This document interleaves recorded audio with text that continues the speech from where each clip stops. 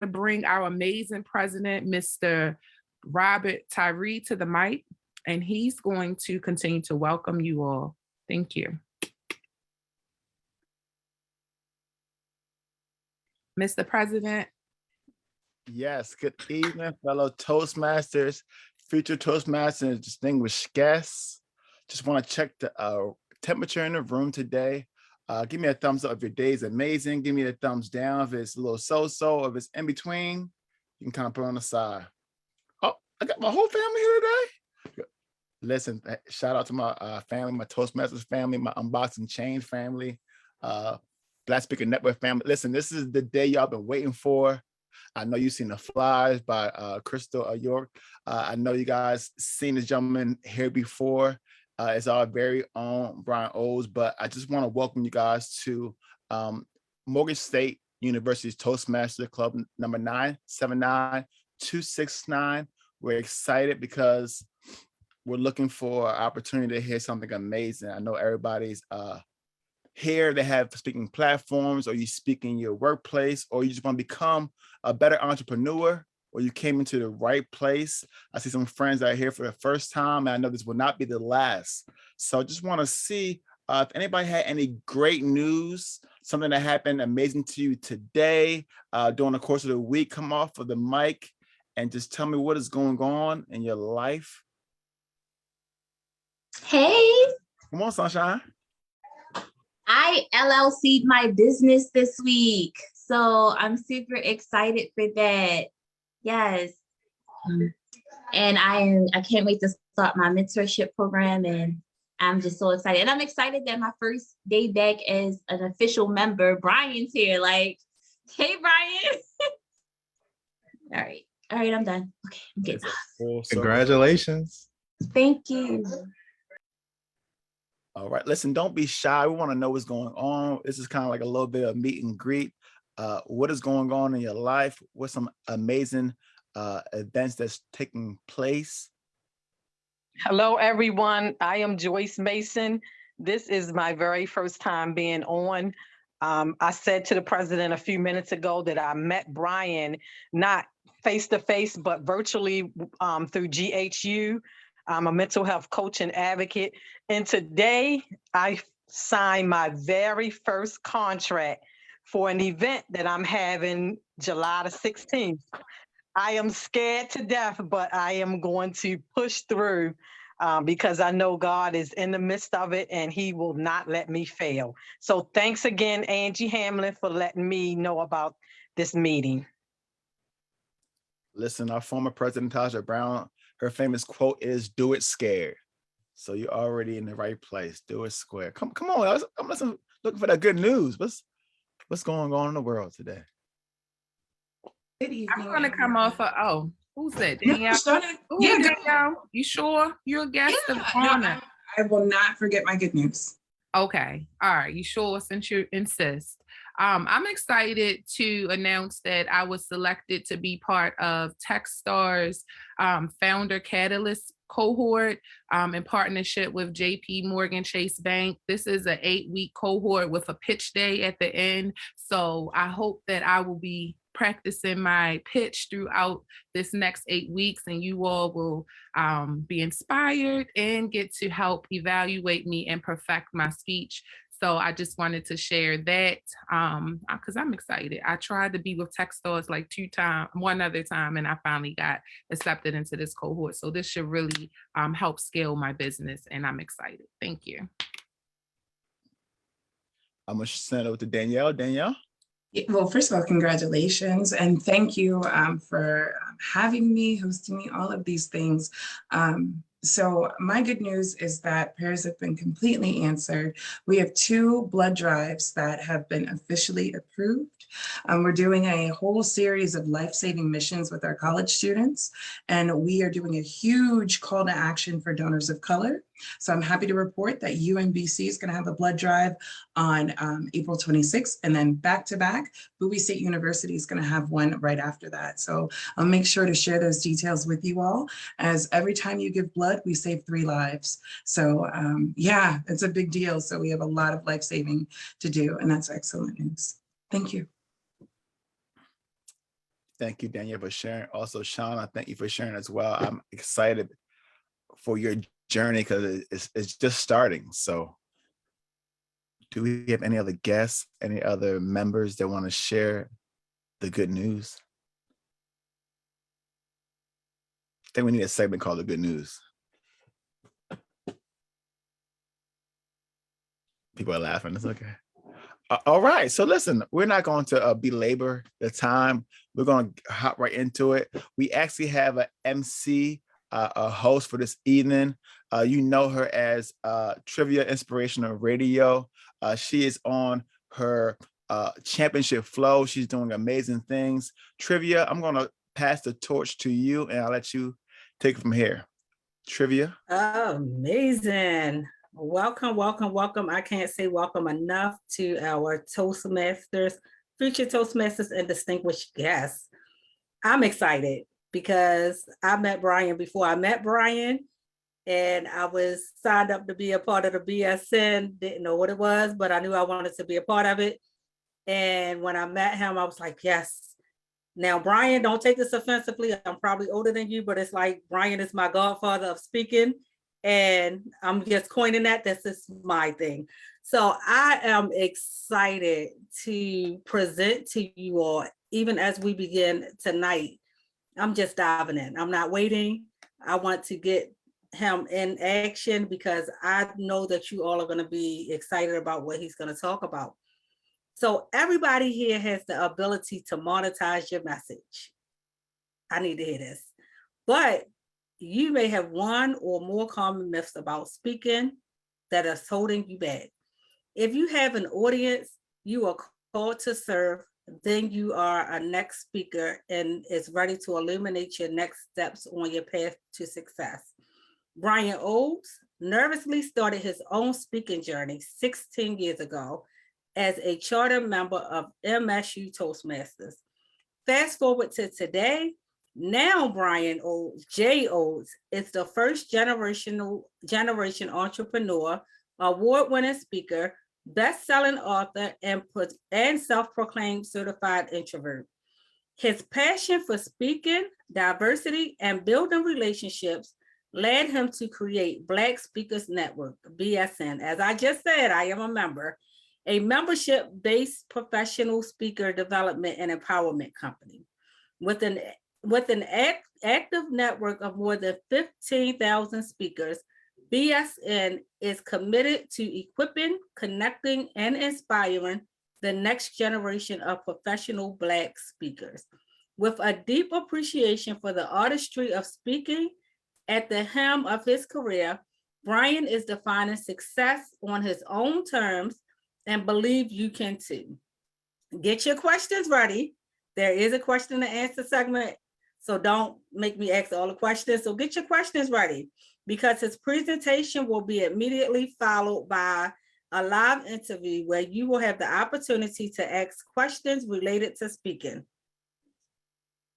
Delivering his workshop, 5 Myths Preventing You from Monetizing Your Message, please help me welcome fellow Toastmasters, Dr. Brian J. Olds. All right, what's going on? It is so excited. I'm so excited to be back at Morgan State University Toastmasters. And listen, we're going to dive right into this because we got a ton of stuff. Now, what I want you to do right now, I got the chat open. I got your beautiful faces on this screen.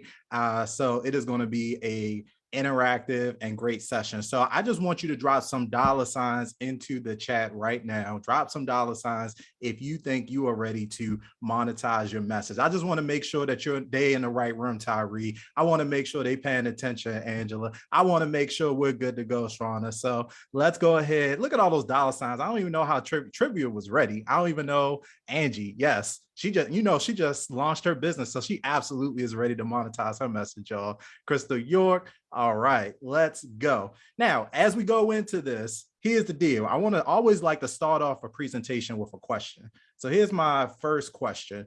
Which words, kind of like a riddle, Robert, like we used to do in school, but which word starts off as a compliment in life, but becomes an insult as you get older? I want you to think about this. I give you 5 seconds. 5, 4, 3, 2, 1. I saw pride, I saw age, I saw good, but believe it or not, this young lady is smart, and I know that she was going to get the right answer. Either that, or she's seen this presentation before, and that was Natasha, who accurately said the word is potential. You are absolutely correct, Natasha.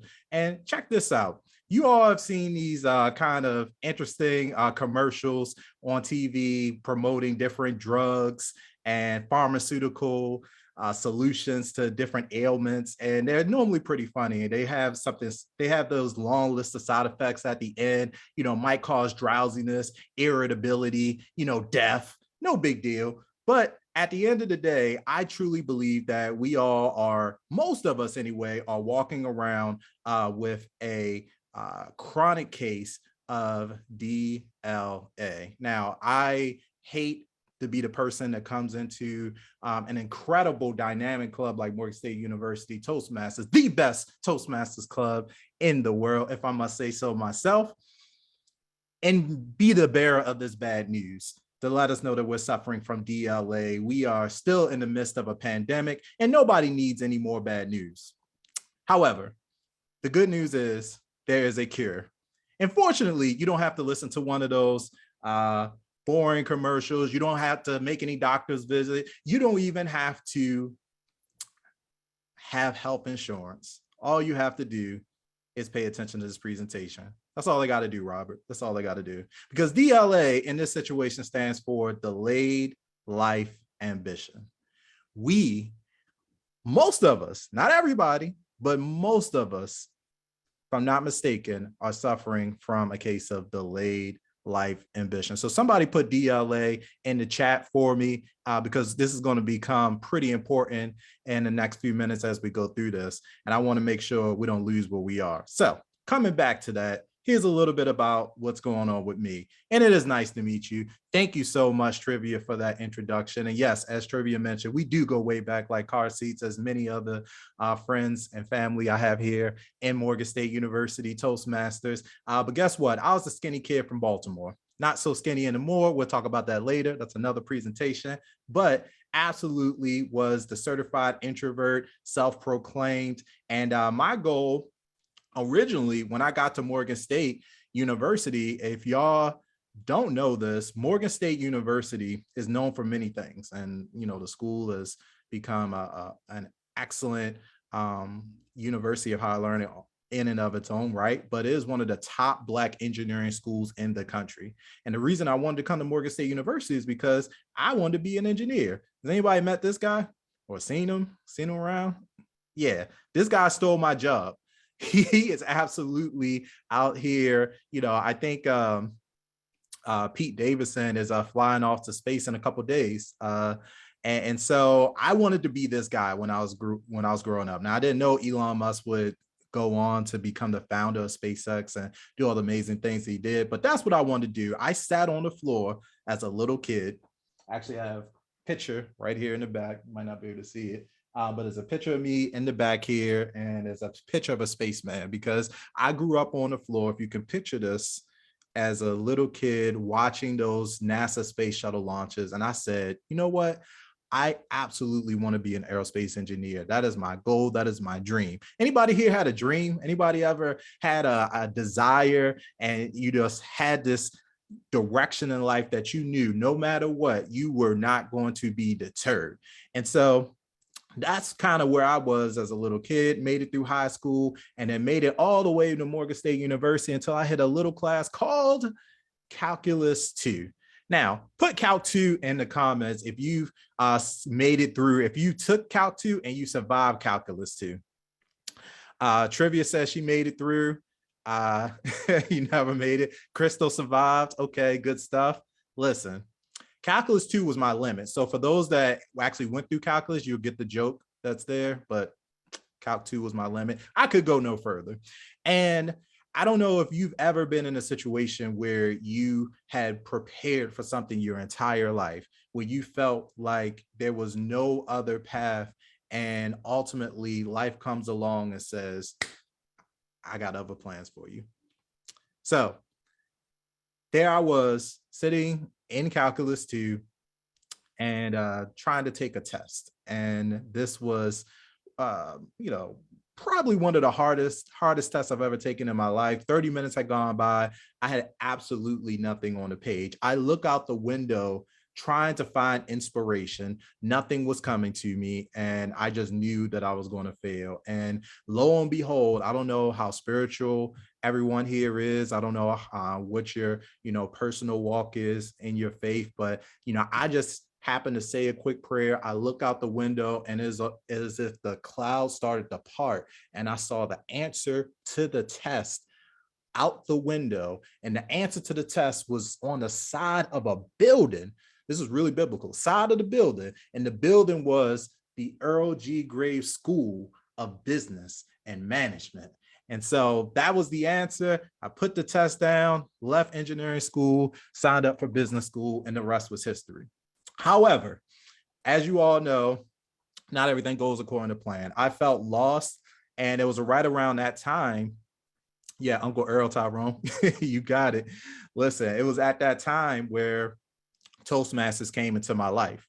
Now, I mentioned to you I was an introvert, meaning I was not interested in being in front of anybody's audience. So Risa could tell you, she was there around the beginning. I could not lead two people in silent prayer, let alone stand in front of an audience to move them to anything. However, I recognized once we started Toastmasters at MSU that, getting up this mountain, there had to be something better for me waiting on the other side. And so lo and behold, first Toastmasters meeting, I volunteered to be one of the first speakers. And I put a picture of a classroom as close as possible as the one that I could possibly find. But if you had been sitting in that classroom with me, Angela, in 2006 at Morgan State University, you would have watched as I nervously stood up, cautiously made my way to the front of the room to deliver my very first speech in Toastmasters. Now, if you've already delivered your icebreaker, put a little IB in the comments. Just type IB in the comments. If you've already delivered your icebreaker, if you crushed it, you had people crying, people were clapping, all good stuff. Yeah, everybody, most people have survived it. If you're brand new, I know we have some folks that I was listening to that just joined. If you're not familiar, your icebreaker, this is your very first presentation in Toastmasters. And so this was one of my first formal presentations ever. And a couple things started to happen. Number one, let's say if you were on the first row, you would have noticed a couple things about this presentation. You would have noticed my sweaty palms. How did I know they were sweaty? Well, I was holding notes and the paper was turning clear from the sweat, so that was number one. Number two, I don't know about you all, but back before we had virtual presentations where we're standing up, I found myself pacing back and forth, just trying to get rid of some of that nervous energy. Robert, I was pacing so much. We had a Toastmaster at the time. He was my best friend, Deepo Adesina. Sarisa was there too. She says she remembers. I was pacing so much. You see how that door is closed? That door was actually open. I don't know who made the mistake of leaving that door open, but that person and I are not friends to this day. I almost walked out of the room during my presentation. I kept getting closer and closer to the door, and Deepo's trying to wave me back in. So sweaty palms, almost walked out the room. And the third thing, and this is the biggest to me, we always talk about in Toastmasters how when you go to speak, it's normal to have a case of the butterflies. We talk about that all the time. You got butterflies in your stomach. Y'all, my butterflies were not these kind of Discovery Channel, majestic monarch type of butterflies that you normally see on TV. Mine were the, M. Night Shyamalan, Hannibal Lecter style ones that were like trying to crash out of my chest. I have no idea what I ate before this presentation or what those butterflies were possessed with, but I swear the butterflies were about to take me out. And so throughout all of that, I made it through my presentation. My first icebreaker, by the way, the speech was like 4.5 minutes. This wasn't like a keynote. 4.5 minute presentation, wrapped up my speech, and I immediately noticed three things. Number one, I was still alive, which was great because, again, butterflies, thought I was going to die on the spot.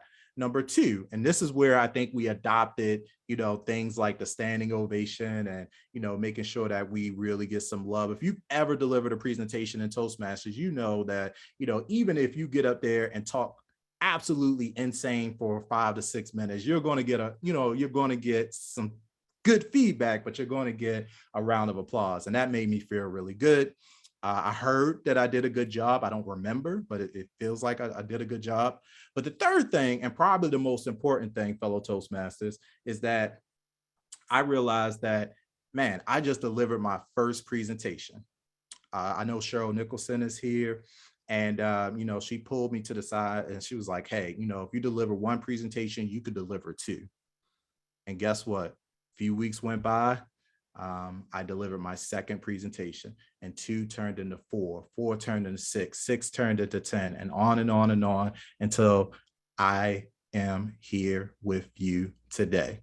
A couple things started happening. Number one, I ended up graduating Morgan State. Woo woo. By the way, I failed accounting twice as well. So there was no escaping this math. Like Morgan was, I was determined to get out of there, but I graduated 2007, went right into corporate America. I actually started my full-time position a week before I walked across stage. And so there we go. Now Toastmasters, the journey continued. I mentioned Deepo Adesina. That's the gentleman right here on my left. The gentleman to my right. Well, not my right, but you know what I mean. The guy with the glasses. Well, both of them got glasses. I don't know how to distinguish them, but one of these guys is Deepo. One of these guys is Jonathan. I don't know if you can see my mouse, but I'm pointing to him. Okay. Now, we were known as the Three Amigos. Now, Jonathan actually became one of the past presidents of MSU Toastmasters. He actually became president that year. And at the time, we had what were called division governors. They're now called division directors. And so that's when I came on. Okay, yep, Angie says she joined that year too. So yeah, see, we go way back like car seats as well. And then Deepo actually tricked me into becoming a district leader. He was, I was tapped to be an area governor, which is a area director now. And I said no. And Deepo, the district governor at the time said, hey, what about your friend Deepo? You guys seem pretty sharp. Would you, you think he'd be interested? I'm like, no, he's never going to do this. Like Deepo's Nigerian. So, if we're not getting paid, I knew he was not going to do it. And he actually did it. And Lauro said, hey, if I can get Deepo to become area governor, will you be assistant area governor? And I said, yes. And I'm like, he's never going to do it. And he actually did it. So that's how I ended up in Toastmasters leadership. And that's why we always say, Olio, you're either selected, elected, or kidnapped into district leadership, one of those two. But it doesn't matter. The result is the same. Plus, we had great mentors like Sarisa and Cheryl Nicholson and everybody else to help us along, Bobby Frazier. So we were rolling 2009. We were rolling, actually made it to Division B governor, became a district public relations officer. Robert was asking me what year I was MSU club president. I believe it was either 2010 or 2011. Maryland Advanced Toastmasters Club, Division 18 conference chair. We were just running around doing stuff. For free, Crystal. Like we're just running around, having fun, and making an impact. But that's what Toastmasters provides, is these types of opportunities. 2010, I went to my first international conference. That's me on stage with a bunch of the district leaders at the time. The lady in the front, she's the one that tricked me into leadership. That's Ann Lauro and her husband John, Bobby Frazier, Bobby Frazier, and a bunch of other district leaders at the time. 2012, Deepo, I actually got him a job at my company. I think he was the one that left the door open too. So I was like, okay, I'll show you. I'll bring you into corporate America. And so we were running around, having a good time. We actually started another Toastmasters club at that company as well. So we were doing our thing. 2015, I threw my hat in the ring to be a part of the Toastmasters International Speech Competition. And I made it, won the District 18 contest and made it all the way to the semifinals in Las Vegas. So that was a great experience. I absolutely got destroyed in the semifinals. However, we don't talk about that. We just talk about the fact that we won and made it and got a free trip to Las Vegas, Robert. That's the story. But that was a great experience. And so to everyone here, I'm just painting you this picture to let you know, again, skinny kid from Baltimore, certified introvert. And as we think about this, the backdrop of all of this, ultimately, nobody would have thought in high school or, certainly any time before that, I would go on to, do the things that we're talking about now. Things were going well at work. I got promoted to training specialist. So this is where I actually became a full-time professional speaker. Y'all, they paid me to run my mouth. And so we're actually about to get some t-shirts made up, Angie, about folks who got in trouble in school. And now as speakers, we get paid to run our mouth. Isn't that crazy? We used to always, they was always trying to get us to sit down and shut up. And now we get paid to, run our mouth and run around. But 2013, I got my dream job as a training specialist. 2014, I was promoted to diversity inclusion. And then I started Black Speakers Network in 2016. And the rest was kind of history from there. But here's the deal. Something was wrong. So, I mentioned to you before that I was on this trajectory and I knew I was going to be an engineer. Life had other plans for me. And same thing here. I was on this kind of corporate trajectory, but life had other plans for me. But something was absolutely wrong. And I don't know if anyone, look, Angie says she could relate already. Listen, I don't know if you had the experience where you're doing every single thing that life told you to do, that your parents told you to do, that society told you to do. They said, go to school. You did that. You graduated. You got degrees. Some of you got 2 degrees, 3 degrees. You got a job. You got promoted. You got into management, or you changed companies and you did that. You bought the house. You got your 401k. You had kids. You got your dental plan. You got braces. You did every single thing that you were supposed to do. Yet inside, something still doesn't feel right. It still feels like there's a disconnect. And what is it? Well, in my particular case, here's what was happening. Ms. Nicholson knows this very well. She would call me on some of these commutes because every single morning, I was driving the exact same road into work. And every single evening, I was driving the same road back from work, day in and day out. And guys, I did this for 11 years. I worked for the same company for 11 years. Now, I know we have people here that have been with companies for like 20 years, 25 years. And when you're in it, it doesn't feel like that much. Right, Angela? Like, it's kind of like, this is just what people do, right? Until you start adding it up and you realize that on average, I was working 261 days per year. That means that in the time I was there, I worked a total of 2,871 days. I drove back and forth from that office 5,742 times, Teresa. Something was wrong. Something was wrong. If you want to, Robert tells me we've developed this culture of creating a sense of urgency here at Morgan State University Toastmasters. If you want to create a sense of urgency, add up how much time you've spent. And I know some of us have like remote work and hybrid and all these other things, but add up the number of days. If you want to take it to another level, add up the number of hours and minutes that you've spent working for someone else, which again, nothing wrong with that, unless you have a DLA, a delayed life ambition, that should be pulling you in another direction. So according to the rest of the world, I had made it, especially my mom. She was super proud. She still is. I wanted to make my grandfather proud. I wanted to make Miss Nicholson proud, all the important people in my life. And I did that. And yet, guess what I still had? You got it. After a certain age, it's an insult.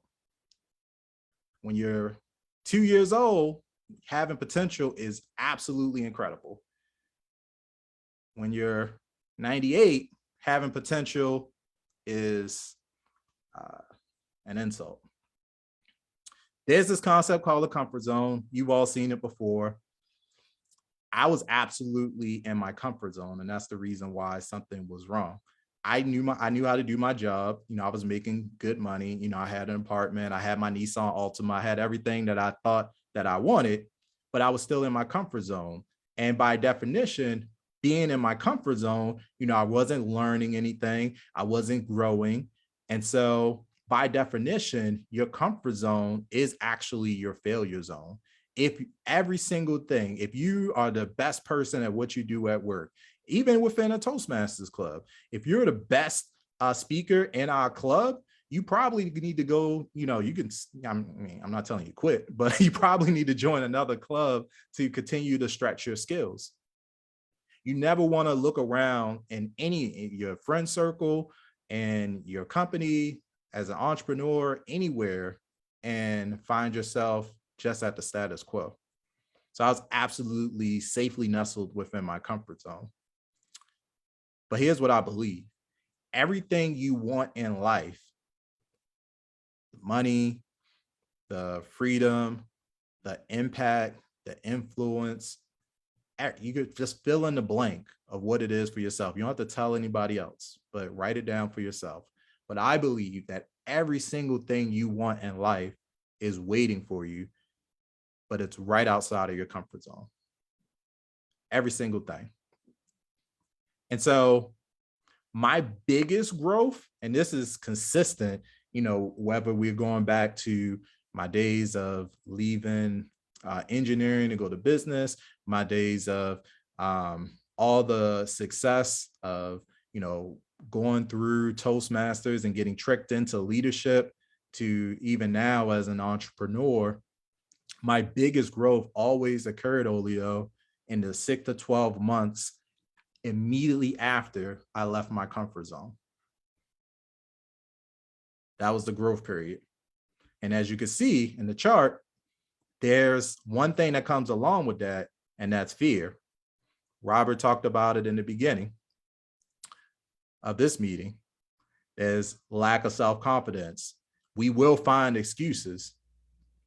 And this comes up a lot with speaking too, because ultimately everyone says, the greatest fear is speaking, but ultimately we know that the biggest fear is not really speaking. Like we talk a lot. Most of us talk a lot. It's like, we don't have a fear of speaking. We have a fear of being judged by what we say.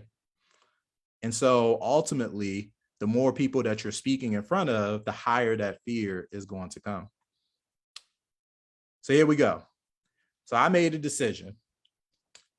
Friday, April 12th, 2019 at 5:38 p.m. was my last day in corporate America. I saved on my calendar as Freedom Day. Not that I remember all the details, but it was like 62 degrees outside, no big deal. And what's interesting about this particular day is that as I rolled off of that parking lot, which I rolled onto over 5,200 times, and I saw my office building fade into my rearview window for the very last time, I knew at that moment that I was physically leaving my comfort zone. And there was a lot of fear. Was I afraid? Yes, absolutely. But it was worth it. Are you in your comfort zone? Where are you right now? Are you in comfort zone, your failure zone? If you're in this, your very first Toastmasters meeting, you're probably stepping outside your comfort zone just by being here. Here's what happened. 2019, after Freedom Day, I said goodbye to corporate America. Yes, freedom can be frightening. I was going to do this little tiny book tour, and in the beginning of 2019, and I said, you know what?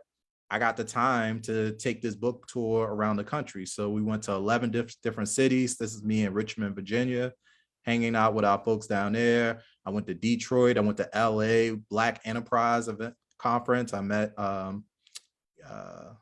Earl G. Graves Jr., not senior, but junior down there that year. On the right, Black Speakers Network got recognized as a Speaker Organization of the Year at SpeakerCon. 2019, I came back to Toastmasters. I'd taken a little sabbatical, and they were rocking and rolling. Met Crystal that year. We got the amazing leadership team. I think just about everybody is here, right here in this picture, except for Darren. Is Darren on here? Where's Darren? Somebody text him and tell him I'm talking about him. Listen, this is a great year, and y'all were doing an incredible job. So I was just proud to be back. 2020, I hosted my first Global Speakers Conference, Global Speakers Summit. Went down to Orlando, Florida, got my Master Storytelling certification, was featured on the cover of Speakers Magazine. 2021, had my birthday out in Dominican Republic. Stunting on them, Angie, just stunting on them. And somebody messed up and decided I deserved an honorary doctorate. So had that honor. And now we're in 2022. Just a few months ago, hosted our first international speakers retreat in Montego Bay, Jamaica. And in a couple days, I'll be going to live for a month in Barbados. So the comfort zone is, I left the comfort zone in 2019, but guess what? That zone continues to expand to this day. When I started Black Speakers Network in 2016, that was the beginning. I had no idea what I was doing. We had a weak business model, if any at all. We had a little Facebook group with 200 people. Guys, I had one digital product. It was a $5 digital download that I created in the middle of the night, Olio. I came and sat down at my computer. I'm like, I'm not getting up until I have a product. And it was a $5 product called 51 Online Resources to Find and Book Your Next Speaking Engagement. And it was a Excel spreadsheet that converted into a PDF, but I sold my first one that Saturday morning and never looked back. But that was the beginning. And we're all going to have our own beginnings, and it's perfectly fine to have a place to start as long as we don't stop.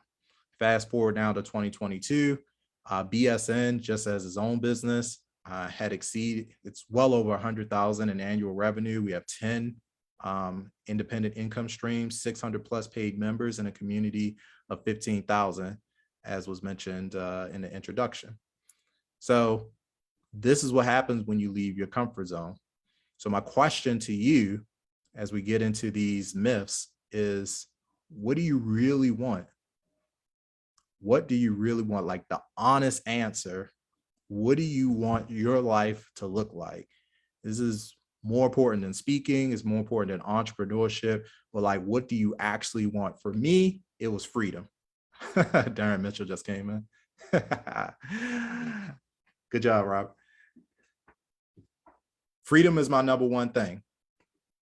I want to ultimately be able to control where I go, what I do, and who I do it with. And I think there's all types of things that could go here, security, financial independence, all of those things. But for me, freedom is number one. But what is it for you? Ultimately, everyone here is going to have to answer these three questions.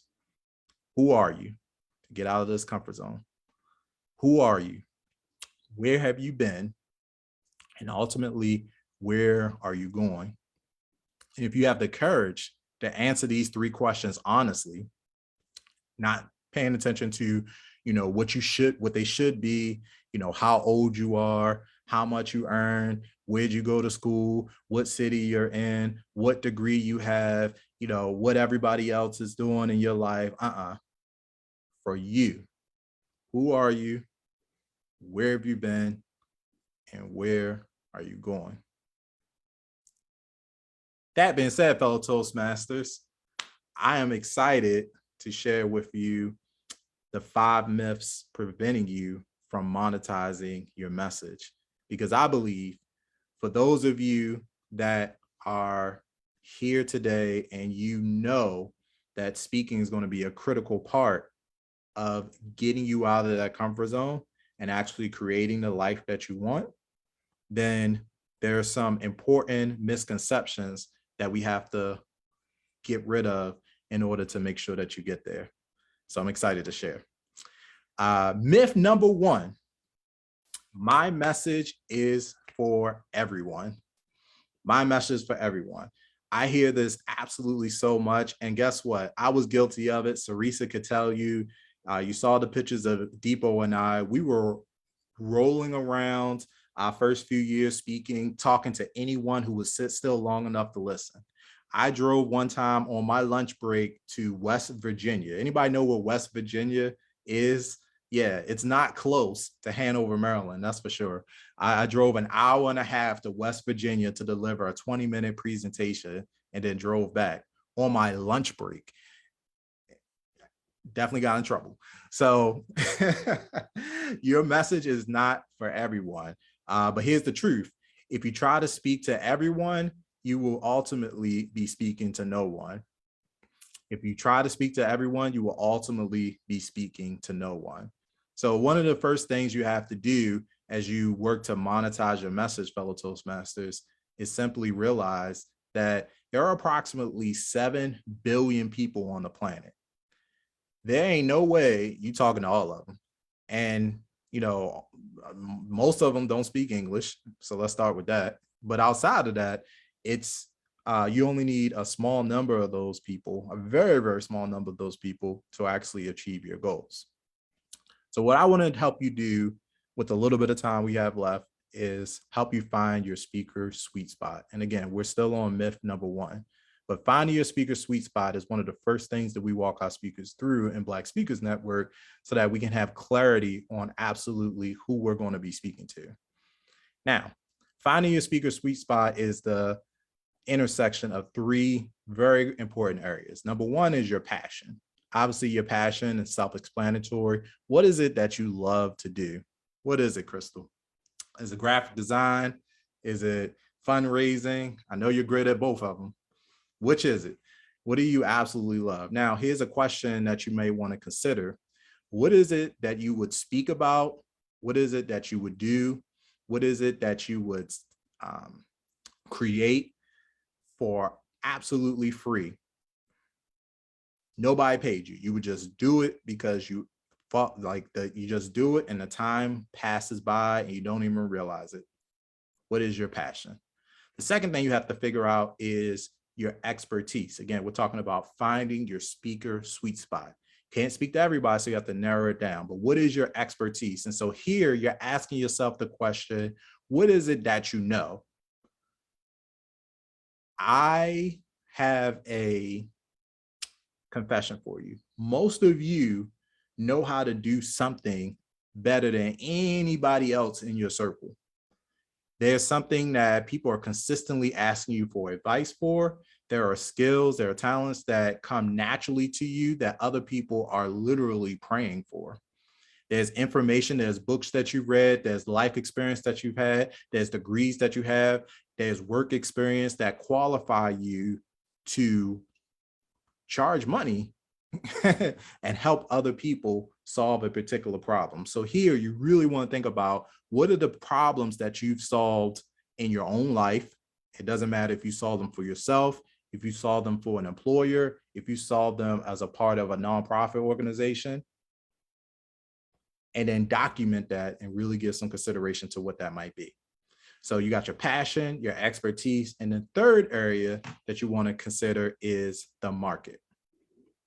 And oftentimes, fellow Toastmasters, when it comes to actually delivering our or making a transition to monetizing our message, this is the part that most speakers tend to forget about, because we could talk about something that we're passionate about. We could talk about something that we know, but people also have to have a need for it. What is it that people will actually buy?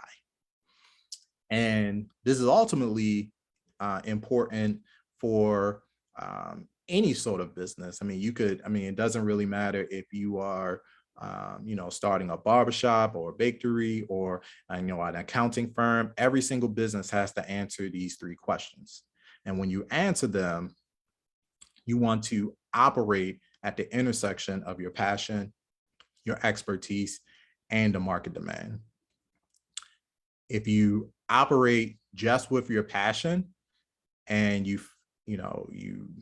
maybe you have expertise, but you forget about market demand. That's what we call a hobby. And nothing wrong with hobbies, but when we're talking about monetizing our message, you have to have all three. Make sense? So talk about finding our speaker's sweet spot. If this is making sense, show some love in the comments. I see Tyrone. Sorry, the longevity. Yes. What's going on, Darren? We were just talking about you, man. Happy you're here. Yes, yes. All right. Making sense, making sense. So that was the very first myth. That was the very first myth. Again, if you missed it, myth number one, my message is for everyone. All right. Myth number two, I should only speak if I'm being paid. I should only speak if I'm being paid. Now, this is tricky because most people want to become paid professional speakers, and I get it. That was my goal too. I'm like, where are the checks? I heard there are checks. They're supposed to be putting them in my pocket. I do not see them. Where are they? These are buttons. They're not checks. What's happening? So here's the deal. The truth is most speaking engagements are free. Most of them. Doesn't mean you can't get paid, but most of them are free. Here's what I mean. In the world, here's what's going on right now. There are 92,000 associations, and this is in the United States, by the way. We're not even talking globally. 92,000 associations. Everybody knows what associations are. Every industry in the world are organized into, are going to have some sort of professional association, whether it's American Marketing Association, HR has SHRM, and most of you, if you are a lawyer, you'll probably, join the bar association. Every single industry, if you're a truck driver, if you're a mechanic, if you're in IT, there's some sort of professional association out there. Most of them have meetings that take place all throughout the year. And so they need speakers, they need content all the time. Here's the thing about associations. Typically, when you're speaking to an association, even if they don't have a budget for you to speak, you speaking at that association is putting you in front of decision makers, HR, people who have budgets, people that can actually get you to the money. But if you say, I'm not speaking to associations, I'm only speaking when I get paid, okay, but you're missing out on 92,000 potential opportunities. What about podcasts? Right now, and there are way more podcasts out there than this, but conservatively speaking, 850,000 active podcasts. Active means that they've had an episode published in the last 30 days. Guys, nobody's paying you to go on a podcast. Yet, podcasts, if the average podcast has 200 listeners, when's the last time you spoke in front of an audience of 200 people? And so just by being on podcasts, you're getting in front of a new audience that's promoting you for free. And 9 times out of 10, as long as you're targeting the right podcast, which is why, again, you want to make sure you're in your speaker sweet spot, you are going to capture leads. You're going to get in front of people that may ultimately want to bring you onto other podcasts and ultimately put you in front of the right audience to be able to sell your products and services. And then finally, I had to double check this last number, but there's something in the neighborhood of 55 million meetings that take place, not every year, not every quarter, but every single week in the United States. And I probably know this because most of you are probably, if you were in a meeting today, just put me in the comments. Like if you at some point, if you were in a meeting just today, it's Monday, just let me know. There are meetings that take place all the time, and many of those meetings need outside speakers. And so this is what I mean when I say not all speaking when I say that most speaking engagements are free. Now, what about the paid ones? So let's talk about it. So typically on the free side, again, you're going to have podcasts, panel interviews. If you have events that are independently organized, so that means anybody here could just wake up tomorrow. Darren could wake up tomorrow morning and be like, you know what? I'm gonna do a conference. If you do that, Darren, you should reach out to Black Speakers Network so we can help you find speakers and you can be successful, and then everything will be good. But guess what?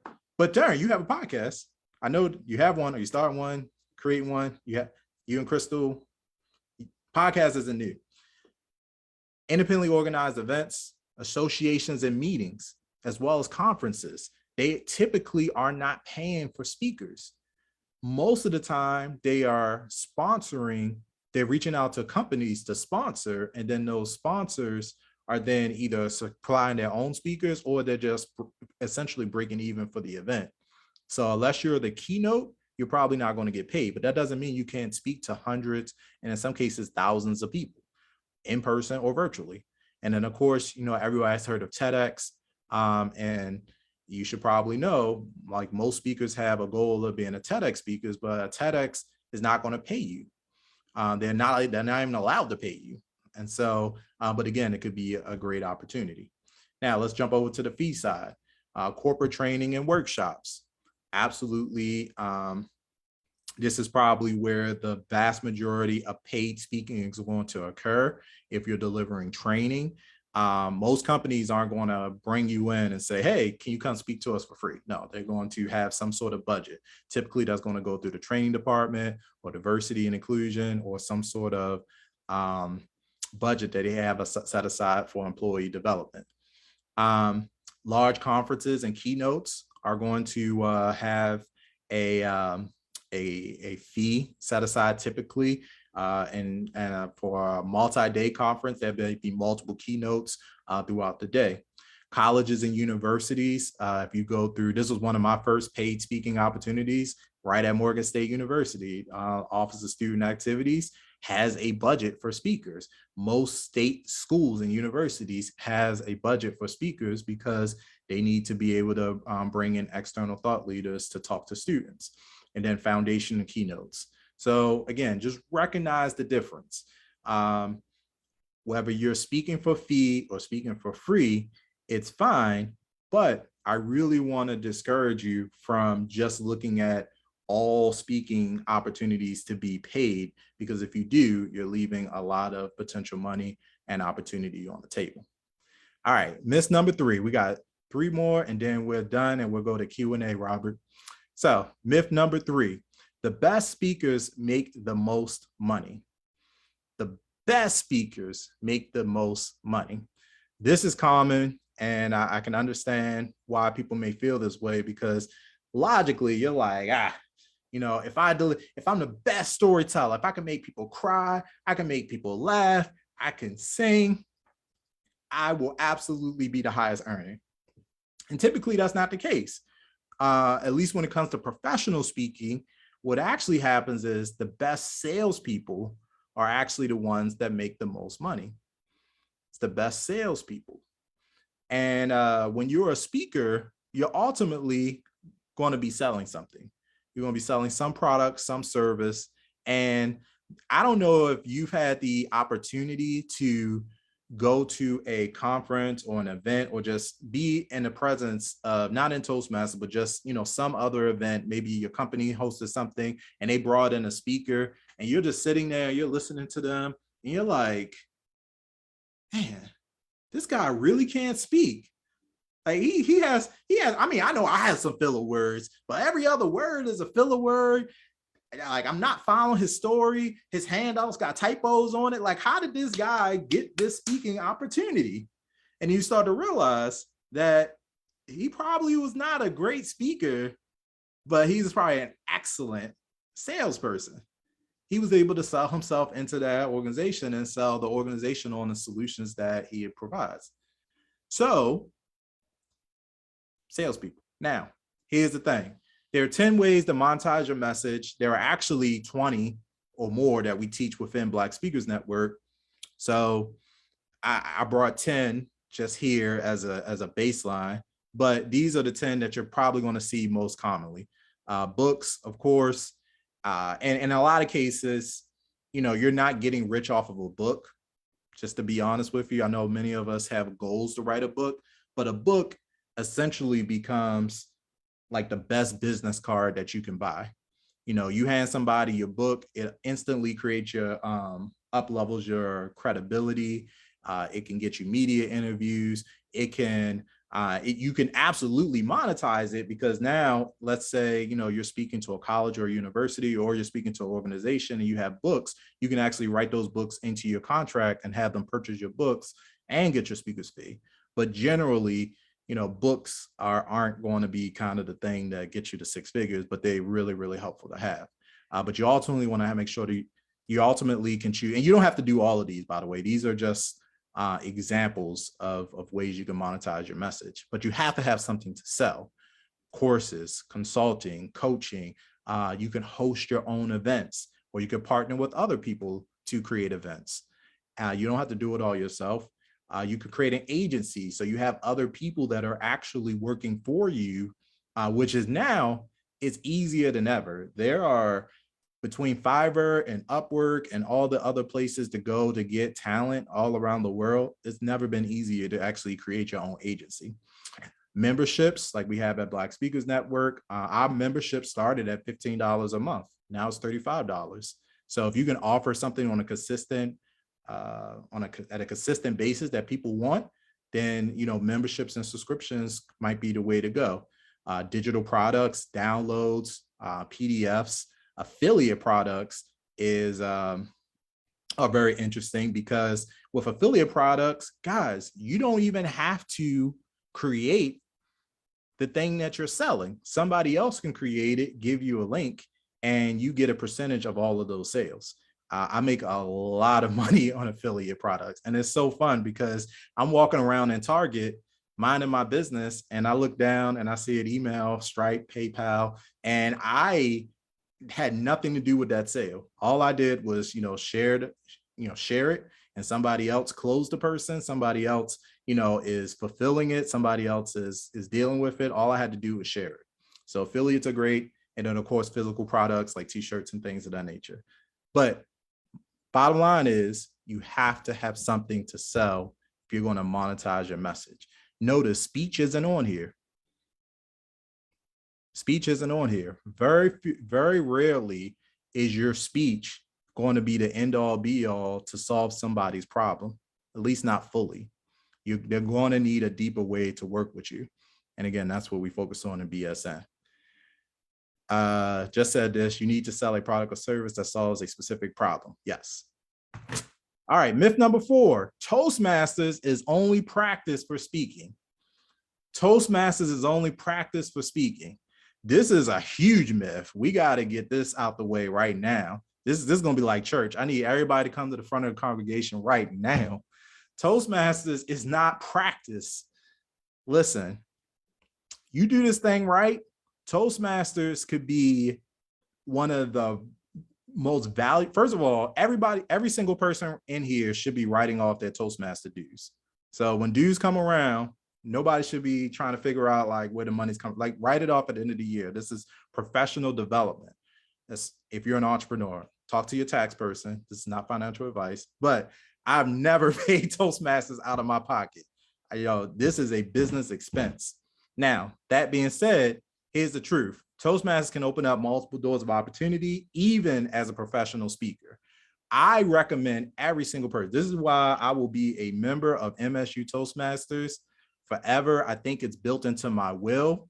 So whoever the treasurer, like, make sure like we got a trust fund set up. Like, Toastmasters is an indispensable tool for speakers at every single level. And here's why. This screen grab comes directly from the Toastmasters 2021 fact sheet. I did not make these numbers up. These are real numbers. How many of y'all knew that there were Toastmasters clubs? There was nearly 16,000 Toastmasters clubs around the world in just about 150 countries. Now, just think about this for a second. 15,000 clubs. If you spoke at one, you could pick, I mean, there's 52 weeks in a year. If you spoke at two of these clubs, you could speak at, without even going outside of Toastmasters. I'm so excited, I can't even get it out, Darren. Without even if you didn't speak outside of Toastmasters, you could be an international speaker speaking at 2 clubs per week for an entire year, particularly now that we're virtual. Have you ever gone to a put me in the comments if anybody here has been to a Toastmaster club outside of MSU. Just put me in the comments if you visited or spoke. Okay, Angie's been, Tyrone has been, Trivia. Y'all know most Toastmasters clubs welcome guest speakers with open arms. They're never turning down speakers. If you can't get on this week, you can definitely get on next week. Kendrick, I know you've spoken to multiple clubs. Sarisa, you've been a member of multiple clubs. Here's the thing. There's no excuse why you can't be speaking when you're a Toastmaster. And as a Toastmaster, you can go and speak at these other clubs and get credit for it. But here's where the rubber meets the road. And this is why I don't believe Toastmasters is practice. Anytime you're delivering a presentation, you should be developing content and practicing content that you're going to deliver in the real world. And most of us have this idea that we can't deliver a speech twice. If you have that idea, please get rid of it. Because most of the time when you get feedback and an evaluation for your Toastmasters presentation, I think one of the biggest tragedies, and we did this all the time when I first started, one of the biggest tragedies is getting feedback on a presentation and never delivering that presentation again. Because that's where you get a chance to implement all the things that you learned. And so I don't care if you deliver the same presentation 5 times, like your club just gonna have to hear it 5 different times, but you should be getting better each time. It should be getting harder to evaluate you each time. Now, let's say you're delivering a presentation outside a club. They definitely haven't heard it. Not only have they not heard it, but here's the people that you're talking to in the other clubs. Let's look at this, 300,000 members. So just by being a Toastmaster, you get access to 300,000 potential people that you could talk to at any time. Now, 78% of those people have a bachelor's degree or higher, meaning what? They are probably managers, they're probably directors, they're VPs. Like I know executives who are in Toastmasters. And so going to those different clubs, many of those are hosted. I think they had numbers that broke down whether they were corporate clubs, not sure. Yeah, on this slide, it talked about community club versus company. So 24.5, so basically 25% of these clubs sit within other companies. So if you're going and speaking to a Toastmasters club in another company, that could be UPS, that could be Northrop Grumman. They have clubs at Facebook, Google. You are potentially in front of meeting planners, you're in front of HR leaders, you're in front of people who have a budget. And we all know that speaking is about building relationships. So if nothing else, I want to make sure that everyone at MSU Toastmasters, we're no longer looking at Toastmasters as practice. This isn't getting ready to speak.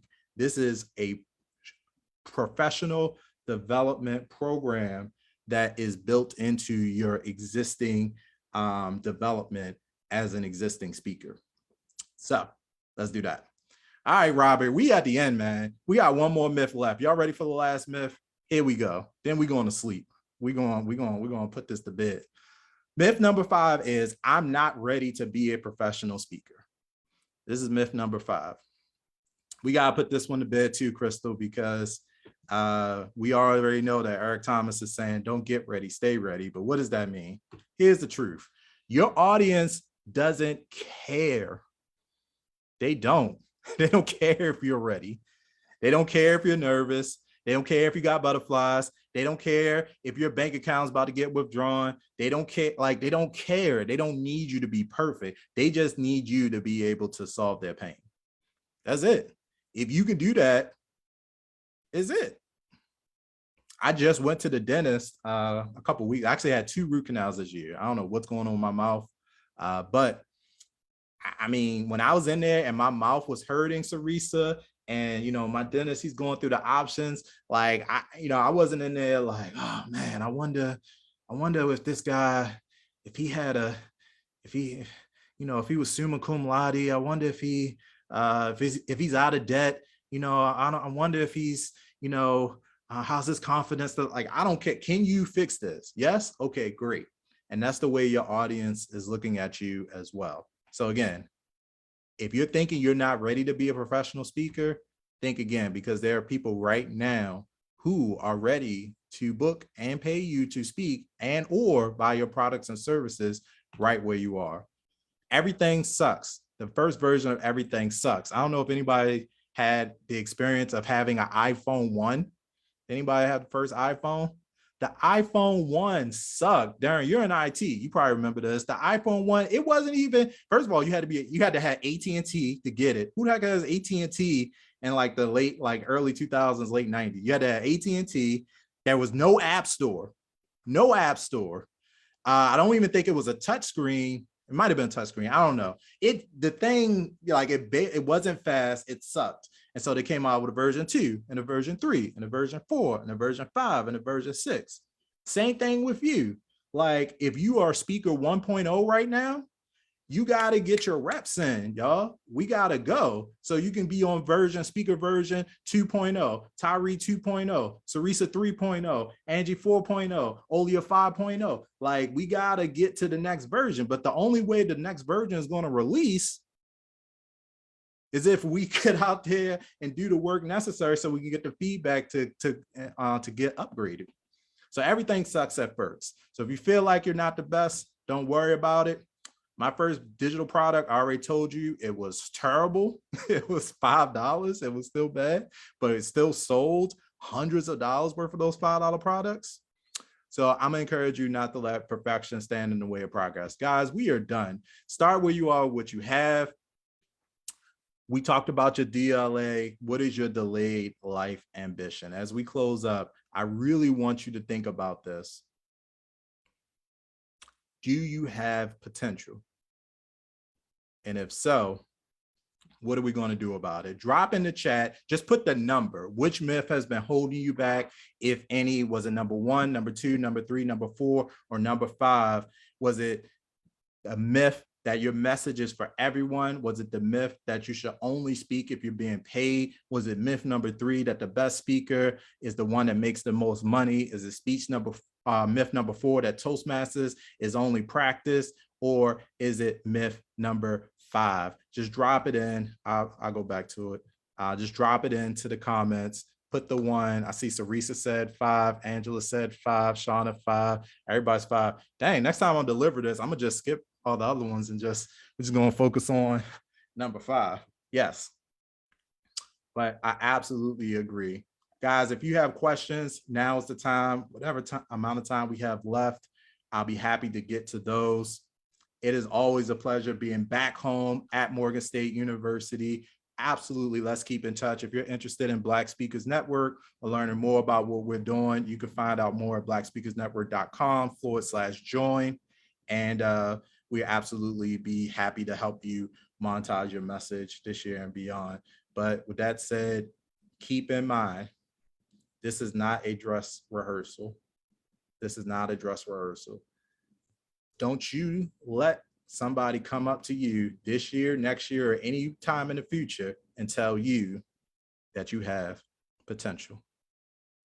Madam Toastmaster. Thank you so much. That was amazing. Everyone come off of mute. I see the hands clapping. Come off of mute to make some noise. Yes, sir. Awesome. That's what's up. Yes. Well done, Definitely amazing. Great information. My God. So I believe I fit in every last one of those categories, but the most one that I struggle with the most is number 5. So Brian, I'm going to start off the question and answer session, and then I'm going to open up the floor for about 10 or 15 minutes for other questions. So my first question to you is, what do you say to someone who goes to all of the talks, they listen to all of the speakers who tell you you can do it, you can monetize it, but that person is still stuck? They still don't move. They're still stuck in their potential. Yeah, I think that, first of all, I've been guilty of that because I think we can get kind of complacent just being on like an information diet. And what I mean by that is, going to conferences, and buying products and programs and stuff like that. So what I try to tell, I actually, in a lot of cases, try to tell people, don't join Black Speakers Network, for example, if you're looking at your calendar and you're not going to put space on it to actually, engage and do the work, because the definition of insanity, as we know, is doing the same thing and expecting different results. Like, you have to be willing to do something different. Now, the good news is that most of the time, it doesn't take that much change and momentum to do that. I think Olio is a great example of that. Like, anytime somebody's like embracing like a new fitness journey or trying to change anything positive about themselves, like, it has to start with a small change, whether it's, getting up 15 minutes earlier, making a decision not to buy something that is not healthy to put in your house. All of those different things start with small changes that add up over time. And so what I'm going to recommend is you can always tell the priority of somebody by two things. At least for me, I look at two things. I look at your calendar and I look at your bank account. Where you spend your time and what you spend your money on is going to automatically tell me your priorities. And so if you're going to change something, something in one of those two categories has to change first. For a lot of us, it's easy to spend money. If we have discretionary income, that might be the easiest thing, but you can't spend your way into success. Like, it doesn't matter how many books and courses and things that you invest in, you still got to put the time in, you still have to put the work in, and that has to start somewhere. And so that would be the place that I recommend starting. That question was directly for me because I have all the books. If you can see my bookshelf, I have been to all of the conferences, but I've just not made the time to do what I need to do. So I thank you for that, because it's important. We can spend so much money saying we're doing self-help and self-preparation to get where we need to be. But if we don't make the time, we'll spend the money in the right places, then I agree wholeheartedly. My second question to you is concerning passion. And if anybody on here is like me, they have passions for everything. I have a passion for kids. I have a passion for serving. I have a passion to get my voice out. How do you find your passion and stick with that one thing that's going to make you have that wow factor? Yeah, well, I think that's part of the reason why I love the speaker sweet spot model, because again, most of us, to your point, we don't struggle with passion. Most entrepreneurs who have adopted speaking are multi-passionate. So, you love video editing, you love, kids, you love, volunteer. So that's normally not the case. I think part of the speaker sweet spot that's so critical is, taking, again, going back kind of to like the calendar, intentionally blocking off your focus for a limited period of time. And when I say a limited period of time, I'm talking about 12 to 18 months where you're not saying yes to anything else. I don't care who asked you to sit on that board. I don't care, who asked you to, what family member wants you to co-chair the family reunion. I don't care like who's like, because the thing is, busy people and creative people are the ones that get tapped all the time. We get tapped for everything, because we get stuff done and we make it fun while we do it most of the time. And so the thing that I always like to communicate is that you only have a certain amount of creative energy in the day, like one day. And once that creative energy is gone, it's gone. And so if it's pulling on you at work, let's say you're working a full-time job, building a business in the evening, if it's pulling on you at work, and then you go and you're working like 9 to 5, and then you get off at 5, and then you have to go volunteer somewhere because you're really passionate about it, and you do that from 6 p.m. to 8 p.m. And then now, it's like 9:30 and you still haven't done anything for yourself, then that creative energy is essentially depleted. Like, you have nothing else left. And so I think, again, just being like almost fanatical about your calendar. Like, people, when I was building BSN, that 2016 to 2019 period, I mean, I get that I'm an introvert, so it's a little bit easier for me to do this, but my favorite word was no. Like, I said no to everything. It's like, can you show up? No. Hey, can you volunteer? No. Hey, we need an extra person. No, like, like you can't. And it's not because, I mean, you can do it like a little more lovingly than that, I guess, particularly like for churches and stuff. But you just gotta say no, because at the end of the day, you're end up spreading yourself so thin, you don't actually get you don't give yourself a fair shot to get traction of the things that are actually important. And the ironic part is, now that I have more time and more money, I can actually either elect which one I'm going to do. So now I could write a check for the things that I really care about, or physically show up, but it doesn't have to be like one or the other. You know what I mean? So it's just about kind of having like a long-term mentality versus kind of a short-term, what's important right now. Yeah, Stanley from The Office. You're right, but yeah, he's like, no. Yes, I love that concept, because if you find a way to make what you need, and you can divide your passions, but again, stick one at one. And I did only have 2 questions, but I have another question. And this is my last question, and then anybody else can ask all the questions they want.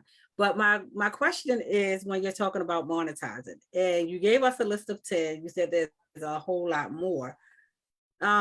Is there wisdom, and how do you recommend as a beginner to start monetizing? And so in my mind, I'm thinking, if I had 3 ways that I want to monetize for the year. So I just want your yeah, I there's like a value ladder approach, and again, everybody's kind of different, but I think you kind of start going back to that principle, start where you are with what you have. Most of us are going to have time, particularly if we start saying no more. So what do you do with that time? Probably the easiest thing that you can stand up as an information expert is coaching and consulting. Now, that doesn't mean everybody needs to go be a life coach. I'm not saying that. All I'm saying is you can, your time is the simplest and easiest thing that you can package to be able to sell to someone else. I remember Sarisa and I were talking about when she first started doing her resume writing service.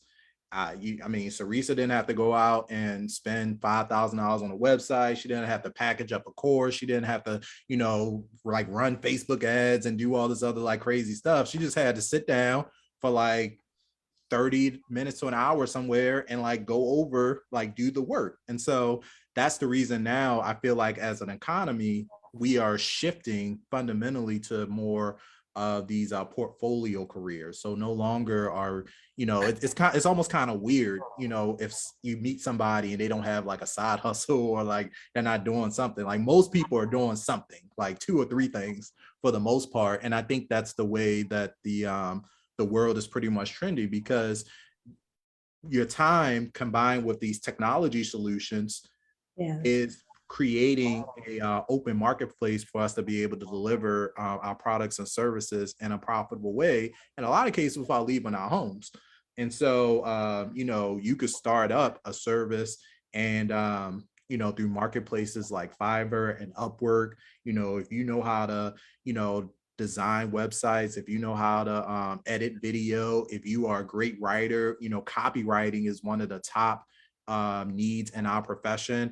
If you could coach someone on their presentation, if you can help somebody craft their message, if you could create a simple service. And by the way, it doesn't need to be one-on-one. Yeah, Kendrick, I agree. Like every Black person should have a small business, and you could set it up like tonight. Like this isn't something where you need to, you don't need anybody's permission to do this.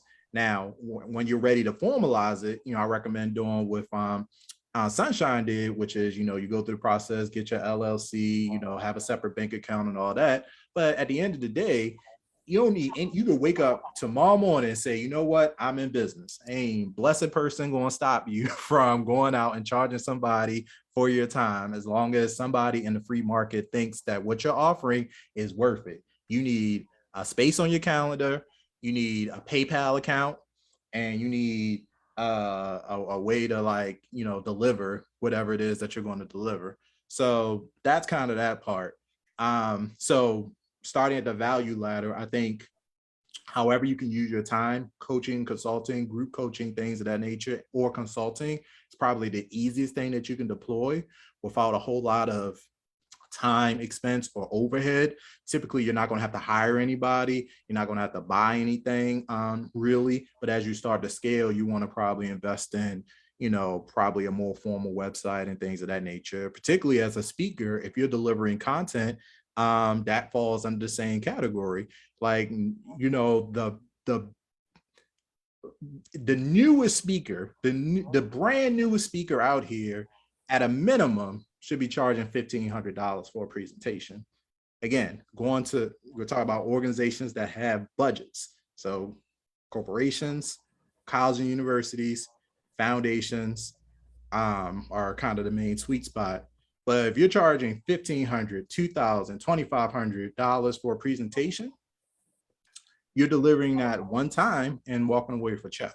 So those are the things I think are kind of easiest. The next tier are digital products. I like digital products because, again, I sat in one evening, I came home from work, I was frustrated, I was tired. Ms. Nicholson knows this. I was like, sometimes work, she's like, you still at work? I'm like, yeah, they crazy. So I got home and I sat down on my computer at like 10 o'clock at night and I created this digital product. And I got up from my desk at 1 a.m. I pressed send on the email 8 o'clock Saturday morning. Like, who sends emails on a Saturday anyway? So sent it on a Saturday morning. And by 8:05, I sent it at 8 a.m. By 8:05, I had my first sale. It was $5, so wasn't retiring. But, a couple minutes later, I had my second sale, $10, $15, $20, $25. But here's the deal. That was something I sat at my computer. It took me a couple hours to put together. But something in my head 12 hours ago is now making money and I don't have to make it anymore. Like, I made it once and it continues to sell. So I think digital products. And when I say digital product, again, I'm not saying you gotta spend, hundreds and hundreds of dollars. Like most of you now, like your Toastmaster speeches, a lot of the content that you have, somebody will buy it as a mini course. Get on Zoom. Zoom is free for the first 45 minutes. So, record it on Zoom, download it to your computer, make a series, and then sell it. So digital products, most of the time people are like, write a book. Writing a book takes time. You could do it fast, but generally speaking, writing a book takes a little bit of time. And you're not going to make a lot of money off of it initially. So I like those other options first. So that way, the book then helps open the door to some of those other higher ticket programs. Thank you so much. And that was very helpful for me. Now, I don't want to prolong the time. So we're going to take about 3 questions and then I'm going to turn it over to our president. So does anyone have any questions for Dr. Brian Oles? I have a question. I'm Cheryl Nicholson. Hello. And I'm not really going to take up a lot of time. And actually, ladies and gentlemen and fellow Toastmasters, it's not really a question. Just want, hey, Brian and Robert, Sarisa, Darren. I just want to let everybody know that on this call, that's the Toastmasters. Toastmasters will be invaluable to you as you traverse through life. For what I know today and who I am, and believe me, I'm probably the oldest one on this Zoom call right now. But I have watched Brian Oles and some of the others. Watched Brian give his very first speech. Actually, Brian and I were chartered members of MSU Toastmasters. And he mentioned driving. He was at Aerotech. He would come to Aerotech every Tuesday at 12 noon, and we would have Toastmasters meeting at MSU. We have 5 or 6 people, but we kept going on. The key, ladies and gentlemen, is to know value.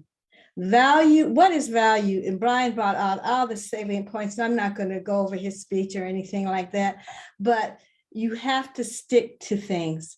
You have to understand what time is, and you have to understand what energy is. Time is energy, and energy is time. And the older I get, I realize one thing, that my energy, and know it now, that your energy is very expensive. So spend it wisely.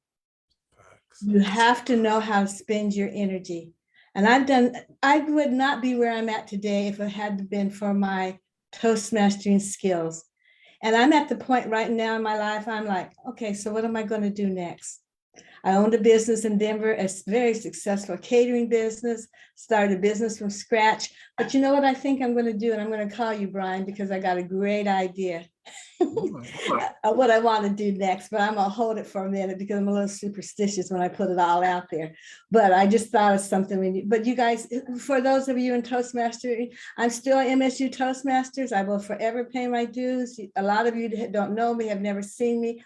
But I'm going to pipe in a little bit more frequently on Monday nights and see what's going on. I think the Zoom thing, I've just been a little bit busy in my life. But Brian, thank you. Namaste, kudos. And for all of you, get the benefit. And no, Toastmasters is not just for practice. It's a lifelong journey that will stay with you forever.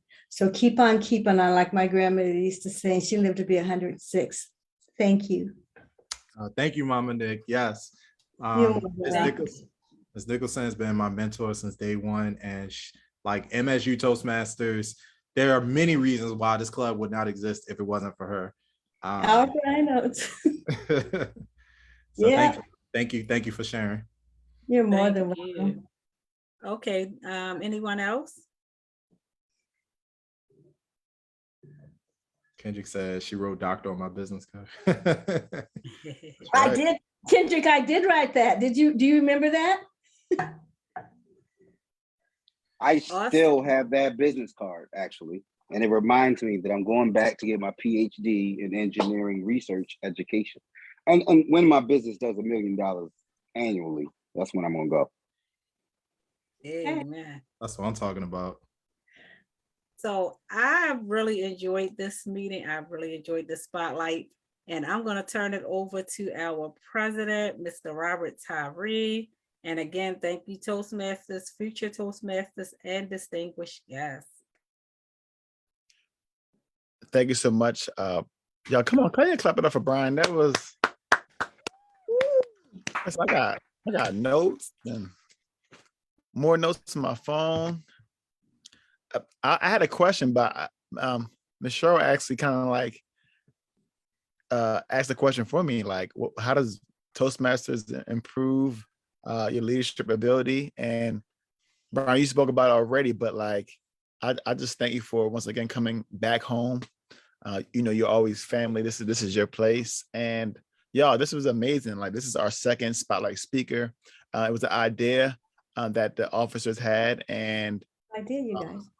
yeah, man, can you give up for the officers that just made this amazing? We got Miss Crystal York, Shauna Steph Jones, we got Olio, got Natasha. Without these individuals, Trivia did an amazing job as the MC. I felt like I was on your radio show. Listen, I don't want to even prolong, but I definitely want to just share with some things that we have coming up in the next couple of weeks.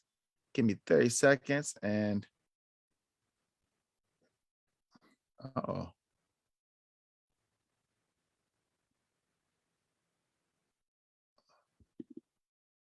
right, let's see if this will be easy. Are you guys able to see my screen? Give me a thumbs up if you can. We can Maybe not. We You can can see see it. Yep. We did. Now let's go. Oh, you did see it. Okay. So listen, we got, thank God, I can't see myself. We have our very own Trivia Payne and Ryan Dunstan that will be part 3 of creating a podcast. So Trivia once again has her own radio show, and Ryan has several podcasts that are active. And then we also have part 4 of Monetizing Your Message with Miss Brittany Harvey. She is a founder. She writes some things that Brian was saying, how to monetize your message. She is actually a ghostwriter. So on April 18th, we'll have part 3. And on May 30th, we will also have part 4. And in addition, in the next coming weeks, we have our virtual open house on March 28th, 2022 at 7:00. So please be on the lookout for those 2 things. And I just want to give a shout out to Olio. Olio, if you can come And just briefly, is O still in the building? Oh, would you just give a brief just comment on if any individuals wanted to be a member of MSU, how would they do that? Oh, Absolutely. So first thing I always want to let people know is with Toastmasters, because many people don't know. They look at the price and they're like, listen, I want to be a member. This is great content. Oh my gosh, this great community, the wonderful people that are speaking. I get a chance to speak. And like they said, this is not just for practice. This is something that I could take a lifelong journey. I could get better, be more impactful. Like to be a part of this, how much this costs. It is not $50 a day. It is not $500 a day, not $5,000, or even like Kendrick said, you don't have to be making $1 million annually to be a part of Toastmasters. All right, to be a part of this club, it's $70, and that covers 6 months. Okay, that's cheaper than your Netflix, cheaper than your Hulu, and this is lifelong valuable that can pay for all those things together. Now listen, if you're a returning member, you've already been a member of Toastmasters, it's $50 for you, and that's because new members, they pay a one-time due of $20. After they pay that $20, guess what? You never pay it again. $5 of that dues goes to making sure that we can give you refreshments, some drinks, if you're parched, you're thirsty, or maybe you just kind of want to get a little snack, or maybe you want to go to some events. We're going to make sure that's in there. That's why we're giving it that extra $5 to our Morgan State Club dues, okay? These things are tax deductible. So once you pay your dues again, like Brian O said, you can write this off in your taxes. So guess what? It's pretty much paid for at that point. So you have nothing to lose but everything to gain from being a part of this. You can PayPal, we have Cash App. Cash App is $MSUTM. And for PayPal, it is MSU Toastmasters Club at gmail.com. The next renewal date is April the 1st, all right? And it is prorated after that, so just in case you're just like, you know what, I wanted to wait a week, we can prorate that, right? But yes, the dues are open from February right now to February to the end of March, the end of this month, and then April 1st starts the brand new period, which lasts for 6 months. If you have any questions or need any help, you can reach out to myself or our president and hey, we have a question. I want to be a member, but XYZ, we can work something out. And if you say, hey, listen, it's COVID, I got some problems, some hardships, talk to me. We can even get a payment plan for you. All right, that's my time. Let's get it. Let's go. Turn it right back to you, Mr. Robert Tyree. thank you, Oyo, for that amazing treasure moment. The best ever do it. Well, just once again, I want to say thank you for our social media department. Thank you, Facebook. Thank you, IG and YouTube. And that is the end of our meeting. We look forward to seeing you guys next week on the 21st at the same time at 7 p.m. If you're looking for an opportunity to improve your public speaking skills, this is the place. So we'll see you soon. Thank you, everyone.